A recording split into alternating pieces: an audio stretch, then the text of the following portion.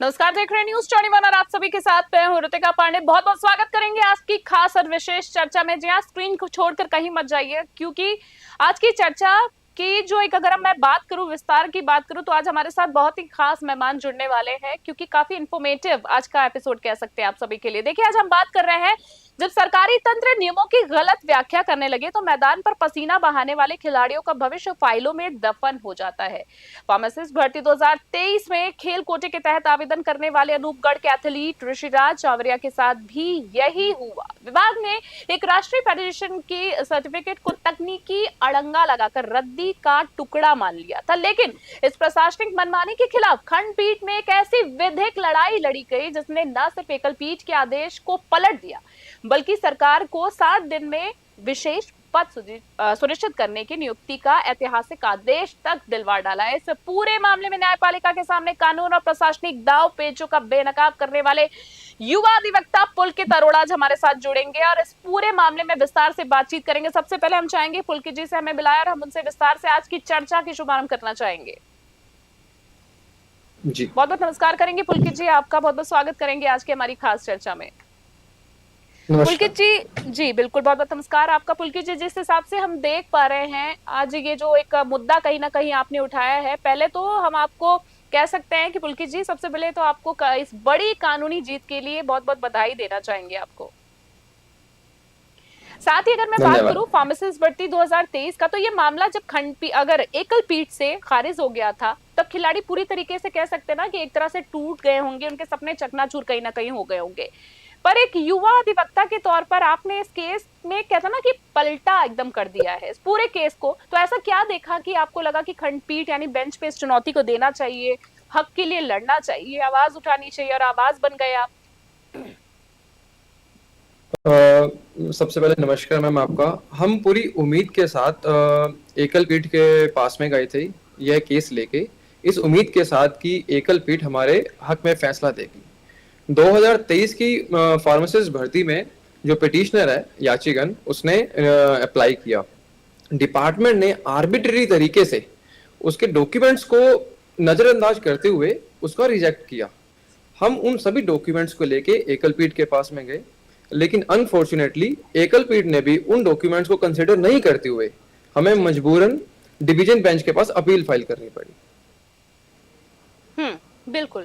जिस तरीके से जी, मैं वही आपसे आगे जानना चाह रही थी कि एकल पीठ की जब हम बात ही कर रहे हैं, तो इस मामले में सबसे हैरान करने वाला पहलू ये है, दर्शकों को भी बताना चाहेंगे कि एकल पीठ की जैसे इन्होंने बात की, पुलकित जी ने विभाग के तर्क को सही माना और याचिका खारिज कर दी थी पहले। तो कानून के छात्र और आम जनता ये समझना चाहते हैं, पुलकित जी अब आप विस्तार से थोड़ा बताइएगा कि सिंगल बेंच के सामने ऐसी क्या कानूनी चूक है, जिसको हम बोलते हैं ना मिसडायरेक्शन हुआ, जिसे आपने खंडपीठ के सामने इंडियन ओलंपिक एसोसिएशन के दस्तावेजों के जरिए सुधारा। कोर्ट रूम में आपकी मुख्य विधिक दलीलें क्या थी, आर्गुमेंट्स क्या क्या थी, और सबसे बड़ी बात होता है ना, इस बीच और वकीलों का क्या रुख था? जो ये इशू मेन जो इशू डिपार्टमेंट ने जिस बेसिस पे रिजेक्ट किया था कैंडिडेट को, इशू सिंपली यही था कि जो आपका फेडरेशन है, that is athletic federation of India, जिसके अंडर एथलेटिक्स जो पिटिशनर है उसने वहां पे पार्टिसिपेट किया था, राजस्थान को रिप्रेजेंट किया था, जी वो जो जी आपका सर्टिफिकेट है that is not an affiliated with the Indian Olympic Association. जी जी हमने इंडियन ओलंपिक एसोसिएशन के भी नोटिफिकेशंस सिंगल बेंच के आगे रिट पिटिशन में हमने प्रोड्यूस किए थे, but the honourable court has not considered that documents. जी और उन डॉक्यूमेंट्स में इंडियन ओलंपिक एसोसिएशन के ही द्वारा अपने ही नोटिफिकेशन जो कि फरवरी 2024 में भी जारी किए गए थे और 2025 में भी जारी किए गए थे, उसमें एकदम क्लियरली बोला हुआ है जो एथलेटिक फेडरेशन ऑफ इंडिया है वो एफिलिएटेड यूनिट है इंडियन ओलंपिक एसोसिएशन की। इसके संबंधित हमने सभी दस्तावेज को प्रोड्यूस किया कोर्ट के अंदर, बट कोर्ट ने सरकार की दलील मानते हुए उन सभी डॉक्यूमेंट्स को कंसिडर नहीं किया, जिसकी वजह से हमें वहां पे डिवीजन बेंच के अंदर अपील करनी पड़ी। जैसे कि मैंने एक सवाल आपसे और भी पूछा था, जब एक कहते हैं ना कि कुछ लीक से हटके अब हम कभी भी काम करते हैं ना, तो काफी सारी आलोचनाएं भी होती हैं और कुछ आपके समर्थक भी होते हैं। तो जैसे कि मैंने जिक्र किया था आपसे, आपके जो को वर्कर्स की अगर मैं बात करूं, आपके साथियों की, कलीग्स की बात करूं, तो क्या उनका कुछ रिएक्शन था? पहले इतना बड़ा एक युद्ध आपने छेड़ दिया कहीं ना कहीं। कलीग्स का रिएक्शन स्टार्टिंग में कुछ ज्यादा फेवरेबल नहीं था, बिकॉज फेवरेबल नहीं उनका था। ये था भी डिपार्टमेंट है सरकार के खिलाफ, आप इतनी बड़ी लड़ाई को लेके जा रहे हो। बिकॉज हम्म। इसमें सिर्फ फार्मासिस्ट डिपार्टमेंट का इशू नहीं है मैम, जी। इसमें आप लैब टेक्नीशियन का देखेंगे, फार्मासिस्ट का देखेंगे, उनकी साइट पे उन्होंने कम से कम सैकड़ों बच्चों को इसी बेसिस पे रिजेक्ट किया हुआ है। जो हम्म। आपकी फेडरेशन है वो इंडियन ओलंपिक एसोसिएशन से एफिलेटेड नहीं है। हम्म। ये सिर्फ एक बच्चे का नहीं है, इस एक बच्चे ने, ऋषिराज चावरिया ने, इस ऑर्डर ने कम से कम सैकड़ों बच्चों का रास्ता खोल दिया। बिल्कुल। जैसे कि आगे मैं जवाब आपसे जानना चाह रही थी कि जैसे सरकारी वकील और विभाग का पूरा केस इसी बात पर टिका था उस टाइम की, अगर मैं बात करूं एएफआई सीधे तौर पर आईओए से अधिकृत नहीं थी, क्योंकि आपने अदालत में खेल कानून यानी स्पोर्ट्स लॉ की मैं बात करूं, ओलंपिक चार्टर में ऐसे कौन से वैधानिक प्रावधान आपने पेश किए थे जिससे ये साबित हुआ कि एथलेटिक्स फेडरेशन ऑफ इंडिया न सिर्फ वैध है बल्कि उनके बिना देश में एथलेटिक्स का कोई सर्टिफिकेट जारी नहीं हो सकता है? विभाग का ये तर्क कानून कहाँ पस्त हुआ फिर जाके? इसमें एक चीज और जानने की है मैम, विभाग ने कभी भी ऑन रिकॉर्ड ये डॉक्यूमेंट्स पेश ही नहीं किया था कि जो दोनों एफिलिएशन है एक दूसरे से एफिलिएटेड नहीं है यूनिट्स। स्पोर्ट्स लॉ ये after completion of the arguments department ने एक सिंगल पेज, जो कि किसी भी एक ऑफिशियल ने उनको लिख के दे दिया होगा, वो कोर्ट के सामने प्रोड्यूस किया था। सिंगल बेंच ने उसी के बेसिस के ऊपर रिट को डिसमिस कर दिया था। बट 21/11/2019 का डिपार्टमेंट ऑफ पर्सनल का एक नोटिफिकेशन है जिसके अंदर एकदम ये क्लियरली बोला हुआ है, जो भी संस्था इंडियन ओलंपिक एसोसिएशन से एफिलिएटेड है और किसी भी बच्चे ने, किसी भी कैंडिडेट ने अगर राजस्थान को रिप्रेजेंट किया है तो वो जॉब के लिए एलिजिबल है। Subsequent to that Indian Olympic association के, मैं फिर से चीज दोहरा रहा हूं, फरवरी 2024 में नोटिफिकेशन आया जिनमें उन्होंने ये कैटेगोरिकली बोला हुआ है 2003 से आज तक इंडियन ओलंपिक एसोसिएशन की जितनी भी एफिलिएटेड यूनिट्स हैं उन सबकी लिस्ट जारी की हुई है, उसमें एथलेटिक फेडरेशन ऑफ इंडिया का भी नाम है सीरियल नंबर 5 पे। और मैं डिवीजन बेंच का बहुत बहुत आभार व्यक्त करता हूं जिन्होंने उन सभी डॉक्यूमेंट्स को प्रॉपर्ली कंसिडर किया। जी, जी, बिल्कुल, उन बिल्कुल। डॉक्यूमेंट्स को कंसिडर करने के बाद में ये एक लैंडमार्क जजमेंट दिया, लैंडमार्क फैसला बिल्कुल कह सकते हैं। हाईकोर्ट की अगर मैं बात करूं, हाईकोर्ट ने इस केस में सुपर न्यूमेररी पद की अगर मैं बात करूं सृजित करने का एक बहुत ही दुर्लभ और सख्त आदेश कहीं ना कहीं दे दिया है। अमूमन अदालतों की अगर मैं बात करूं, कार्यपालिका के वित्तीय मामलों में ना ऐसा दखल नहीं दिया जाता है। तो बेसिकली मैं आपसे ये पूछना चाह रही हूँ, कोर्ट को ये एक असाधारण आदेश क्यों देना पड़ गया आखिरकार? क्या अदालत ने ये मान लिया था कि विभाग ने याचिकाकर्ता के साथ अत्याचार और गंभीर अन्याय किया था? बिल्कुल बिल्कुल। डिवीजन बेंच ने ये फटकार भी लगाई सरकार के वहां पे अधिवक्ता को, जिस तरीके से डिपार्टमेंट आर्बिट्रेरी रिएक्शंस जो कि राइटफुल कैंडिडेट्स हैं उनके खिलाफ ये चीज अपना रहा है।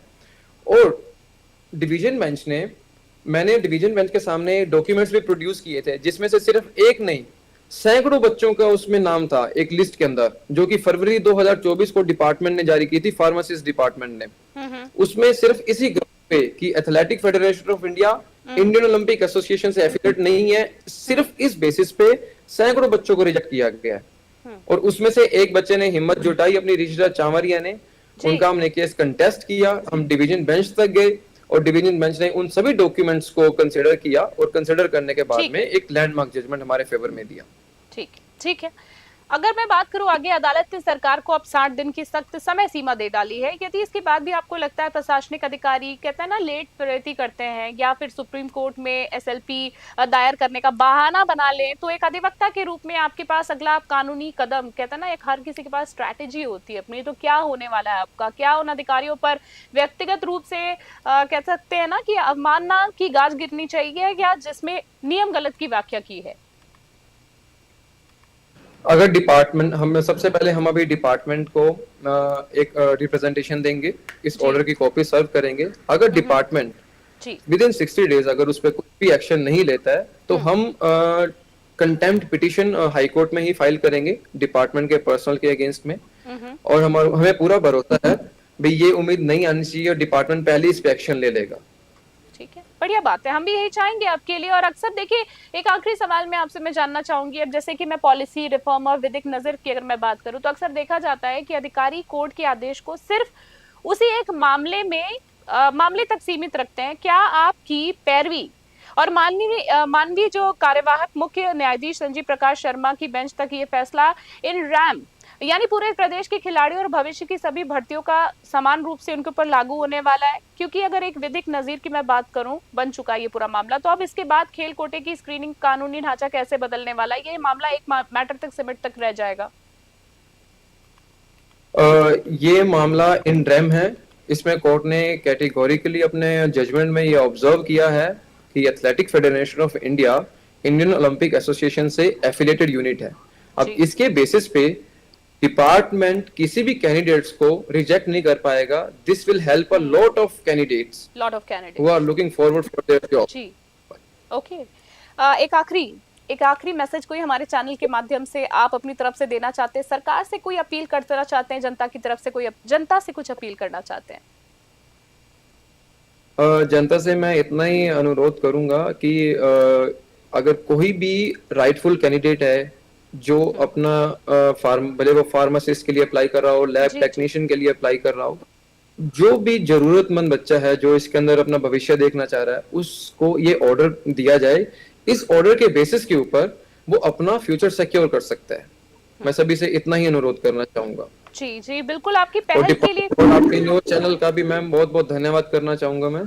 Thank you so much sir, बहुत बहुत धन्यवाद कि आपने अपना समय दिया हमको, और आपके लिए बहुत बहुत शुभकामनाएं देना चाहेंगे। काफी सराहनीय कदम एक कह सकते हैं, बेहतरीन एक पहल आपने कहीं न कहीं लोगों के लिए की है, युवाओं के लिए की है, और युवाओं के लिए करी है तो कहीं ना कहीं ये समाज के लिए आपने की है।